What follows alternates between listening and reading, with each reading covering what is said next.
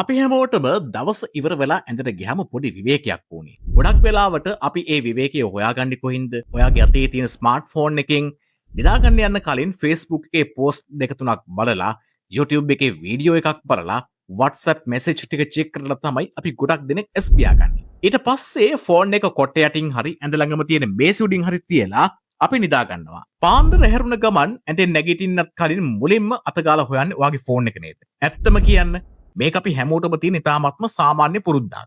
අපි හිතන්නේ මේකෙන් කිසිම වරදක් නැහැ කියලා. නමුත් මේ පුරුද්ද නිසා ඔයා නොදැනුවත්වම ඔයාගේ මොළයට, ඔයාගේ හදවතට සහ මුළු ශරීරයටම සිද්ධ වෙන භයානක දේවල් ගැන ඔයා දන්නවද? මේක නිකම්ම නිින්ද අඩු වෙනවා කියන සරල කතාවක් නොවේ. ඊට වඩා ගොඩක් ගැඹුරු, ඔයාගේ මුළු ජීවිතයම අවධානමකට ලක් කරන, ඔයාව ඇතුළෙන්ම ලෙඩ කරන දෙයක්. අද මේ වීඩියෝ එක සම්පූර්ණයෙන් බැලුවට පස්සේ ඔයා අනිවාර්යෙන් අද රෑ ඉඳන් ෆෝන් එක නිදන කාමරයෙන් එළිය තියලා නිදාගනිවි කියන එක මට සහතිකයි. ආයුබෝවන් යාළුවනේ, හැමදාමත් වගේ ඔයාලගේ ජීවිතයට වටිනාකමක් එකතු කරන පොඩ්ඩක් හිතන්න YouTube නාලිකාවට ඔයාලව ගොඩක් ආදරයෙන් පිළිගන්නවා. තාක්ෂණය කියන්නේ අපේ ජීවිතයට නැතුවම බැරි දෙයක් නේ. ඒත් ඒ තාක්ෂණයම අපේ ජීවිතයට තරජනයක් වෙන තැන් තියෙනවා. අද අපි කතා කරන්න යන්නේ ලෝකයේ මිලියන ගණනක් මිනිසුන්ට නොදැනීම වැළඳෙන රහස් ලෙඩක් ගැන. ඒ තමයි ෆෝන් එකත් එක්කම නිදාගන්න එකේ විද්‍යාත්මක සහ භයානක පැත්ත. මේක ඔයාගේ අනාගතය වෙනස් කරන වීඩියෝ එකක් වේවි. ඒ නිසා වීඩියෝ එක මග අරින්නේ නැතුව අන්තිම වෙනකම බලන්න. අපි මුලින්ම බලමු ඔයා ෆෝන් එක දිහා බලාගෙන ඉඳලා නිදාගන්න යනකොට ඇඟ ඇතුලේ මොකද වෙන්නේ කියලා. අපේ ශරීරයේ තියෙනවා ස්වාභාවික ඔරලෝසුවක්. මේකට විද්‍යාත්මකව කියන්නේ සයිකේඩියන් රිද්ම් කියලා. මේ ඔරලෝසුව තීරණය කරන්නේ අපි කවද්ද නැගිටින්නේ, කවද්ද නිදාගන්නේ කියලා. මේක පාලනය කරන්නේ මෙලටොනින් කියලා ඉතාමත් වැදගත් හෝමෝනයක්. සාමාන්‍යයෙන් රෑ වෙලා අවට පරිසරය අඳුරු වෙනකොට අපේ මොළයේ තියෙන කුඩා ග්‍රන්ථිකින් තමයි මේ හෝමෝනය නිපදවන්න පටන් ගන්න.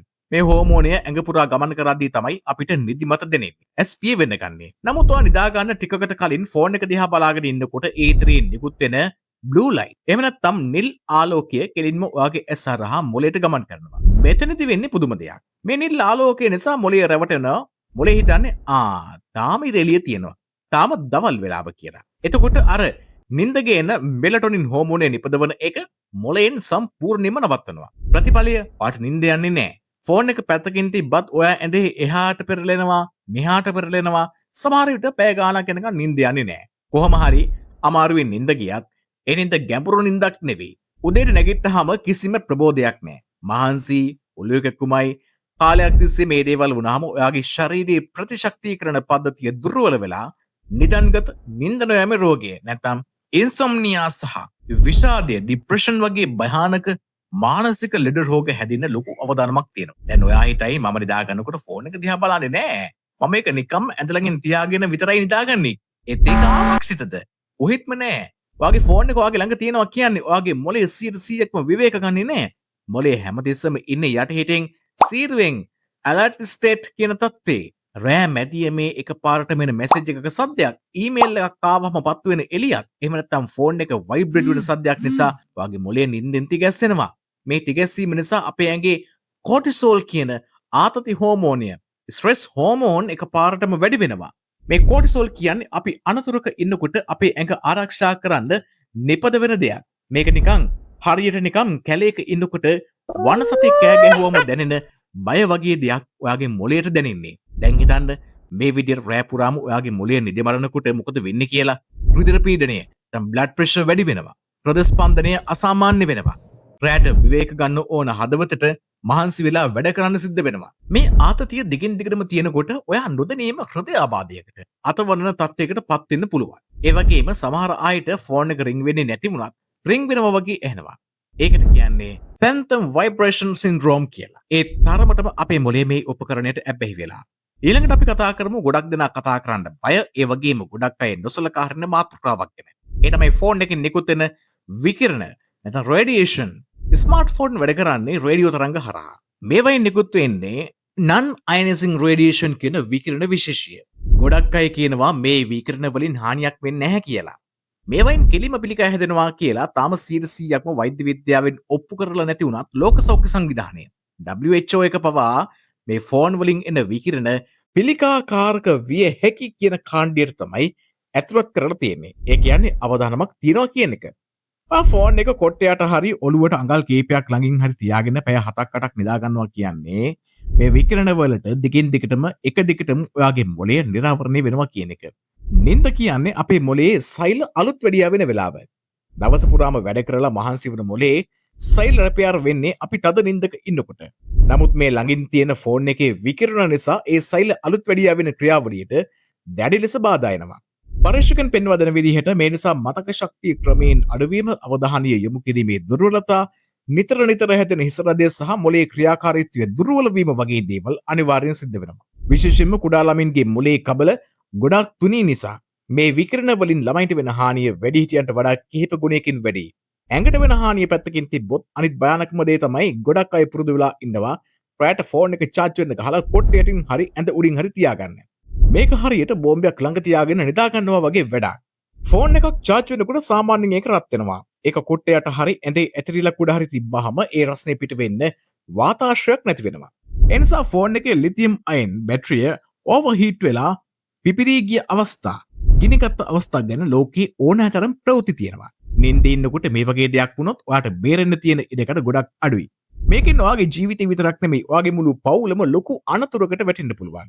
හරි, දැන් අපි ප්‍රශ්නය ගැන කතා කළා. බය වෙන්න එපා. මේක ලෝකාන්තය නෙවෙයිනේ. මේ හැම දෙයකීම බේරෙන්න අපේ සෞඛ්‍ය රැකගන්න අපිට කරන්න පුළුවන් ඉතාමත්ම සරල විද්‍යාත්මකව තහවුරු කරපු පියවර කිහිපයක් තියෙනවා. අද රෑ ඉඳන්ම මේ දේවල් කරලා බලන්න. ඔයාගේ නින්ද වෙනස ඔයාටම තේරෙවි. පළවෙනි දේ, මිනිත්තු 30ක නීතිය.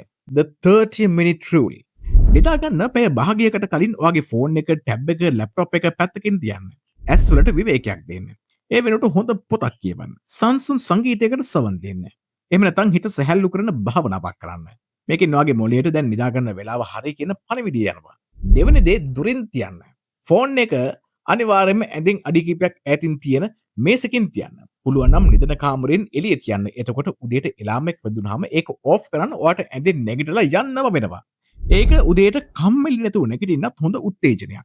තුන්වෙනි දේ, ආලෝක පාලනය. night mode.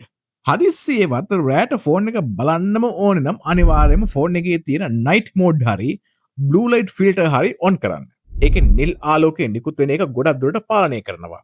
හතරවෙනි දේ තමයි airplane mode. අත්‍යවශ්‍යම කෝල් එකක් එන්න නැත්නම් රෑට ෆෝන් එකේ data සහ wifi off කරලා airplane mode එකට දාගන්න.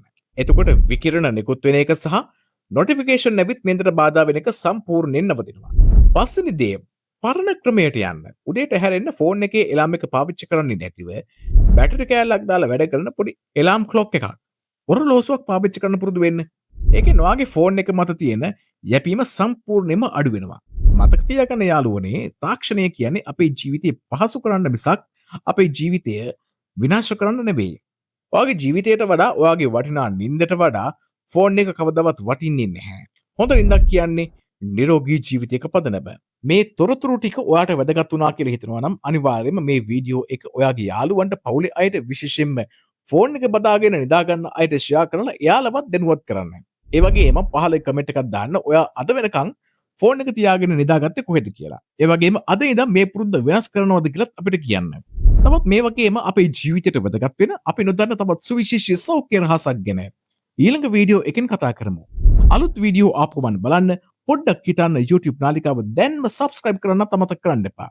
බෙල් අයිකන් එකත් ක්ලික් කරන්න. නිරෝගී සුවදායක නින්දක් ලැබෙන සුබ දවසක් ඔයාලා හැමෝටම.